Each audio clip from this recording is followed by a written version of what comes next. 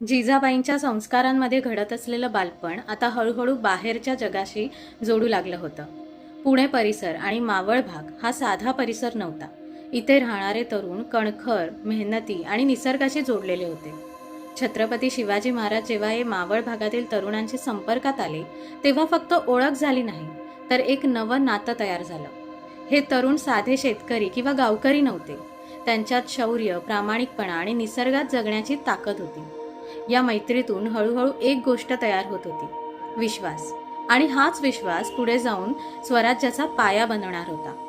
छत्रपती शिवाजी महाराज त्यांच्यासोबत संवाद साधत, खेळत आणि त्यांना समजून घेत होते.